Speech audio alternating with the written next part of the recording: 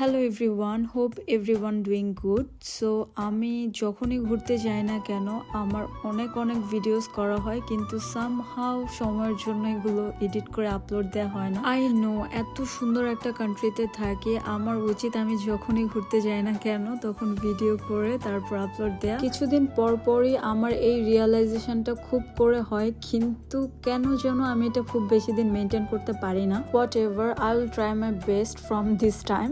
এই জায়গাটা ছিল আমার অফিসের কাছাকাছি একটা জায়গাতে। অ্যাজ আমি অস্ট্রেলিয়াতে আসার পর থেকেই নিউক্যাসলে থাকি, আর আমার নিউক্যাসলের প্রত্যেকটা জায়গাতে অলরেডি কয়েকবার করে ঘোরা শেষ। তাই এখন নিউক্যাসলের কোথাও ঘুরতে যেতে আমার এখন আর খুব একটা ভালো লাগে না। যেখানেই যাই খুবই নর্মাল একটা এনভায়রনমেন্ট লাগে, ভিউগুলো খুবই কমন লাগে আমার কাছে। ইন্টারেস্টিং বিষয় হলো এই নিউক্যাসলে অনেক দূর থেকে মানুষ ঘুরতে আসে, আর 2024-এ অ্যাজ এ টুরিস্ট প্লেস হিসেবে ফার্স্ট প্লেসে ছিল নিউক্যাসল। নিউক্যাসলে যারাই আসে সবাই বলে ইউ আর সো লাকি, এত সুন্দর একটা জায়গাতে থাকো, বাসা থেকে একটু দূরেই হচ্ছে যে বিচেস অ্যান্ড অনেক সুন্দর জায়গা। আরেকটা কথা না বললেই না, অস্ট্রেলিয়ার আকাশে কয়েকদিন পরই রেইনবো দেখা যায়, আর সেটাও খুবই ভিজিবল। ওই দিনের জন্য বেস্ট ভিউ ছিল আমার কাছে এইটা। পোর্টের ওখানে রেইনবো মনে হচ্ছিল কেউ রং পেন্সিল দিয়ে ড্র করে দিয়েছে।